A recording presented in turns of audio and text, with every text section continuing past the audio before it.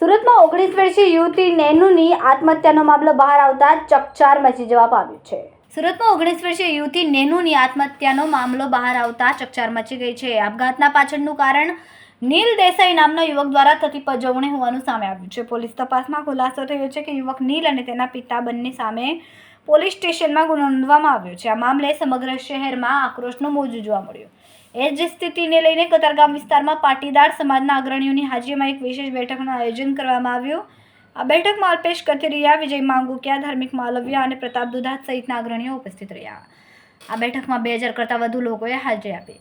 બેઠકનો મુખ્ય હેતુ એ હતો કે હવે બીજા કોઈ પણ સમાજની દીકરી આવા અસામાજિક તત્વોના ત્રાસથી જીવ ગુમાવવો ન પડે.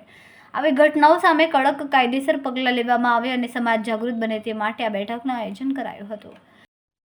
13/7/2025 રોજ સિંગણપુર પોલીસ સ્ટેશનની હદમાં નાની વેડ વિસ્તારની અંદર એક 19 વર્ષની દીકરીએ ગળે ફાંસો ખાઈને પોતે સુસાઇડ કરેલું હતું.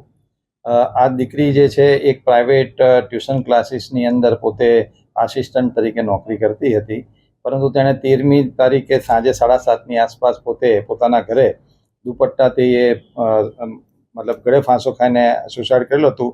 જેની વિગત પોલીસને મળતા પોલીસે જાણવા જોગ ઈડીની તપાસ ચાલુ કરેલી હતી, પરંતુ બીજે દિવસે દીકરીના ફાધર પોલીસ સ્ટેશન પાસે આવીને એમણે જે પોતાની વિગત આપી હતી, જેની અંદર એ દીકરીને કોઈ એક છોકરો એના ટ્યુશન ક્લાસ ઉપર આવીને એને પરેશાન કરતો હતો અને તેની પાસે 30,000 રૂપિયાની માગણી કરતો હતો. એ રીતની વિગત આપતા એના પિતાની ફરિયાદ પોલીસે તાત્કાલિક નોંધીને તરત જ ગુનો દાખલ કરેલો હતો અને ગુનો દાખલ કર્યાના 5 કલાકની અંદર જ એના જે આક્ષેપ હતા એ છોકરાના પિતાને પોલીસે ધરપકડ કરેલી હતી અને જે છોકરા વિરુદ્ધમાં કમ્પ્લેન છે એના માટે અલગ અલગ ટીમો બનાવીને એને સામે કાયદેસરની કાર્યવાહી કરવા માટેની તજવીજ ચાલુ છે.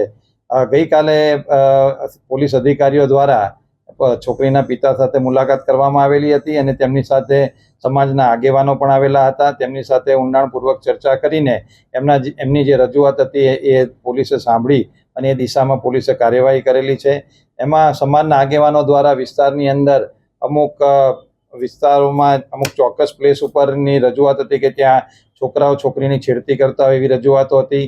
તેમજ અમુક ગાડીઓ બ્લેક કલરની ફિલ્મ લગાડીને એની અંદર છોકરીઓને પરેશાન કરતા એવી વિવિધ રજૂઆતો કરેલી હતી, પરંતુ પોલીસ દ્વારા આ બધા વિષયો ઉપર અવારનવાર ડ્રાઈવ રાખીને કાર્યવાહી કરવામાં આવતી હોય છે. છતાં આ બાબતને ધ્યાનમાં રહીને સ્પેશિયલ ડ્રાઈવ ગઈકાલે પણ રાખવામાં આવેલી છે અને આવતા સમયમાં પણ આવા જે ચોક્કસ વિસ્તારો છે ત્યાં પોલીસ પોતે કડક હાથે કાર્યવાહી હાથ ધરશે.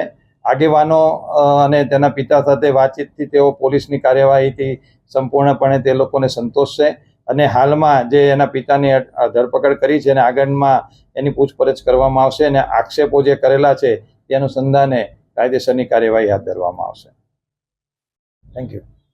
કેમેરામેન સેનિલ વિરાણી સાથે વિશાલ છેટા, માનવ પ્રભા ન્યૂઝ, સુરત. અમારા વિડીયોની નવી અપડેટ મેળવવા માટે સબસ્ક્રાઇબ કરો માનવ પ્રભા ન્યૂઝ ચેનલને. બેલ આઇકન ક્લિક કરો લેટેસ્ટ વિડીયો સૌથી પહેલા મેળવવા માટે.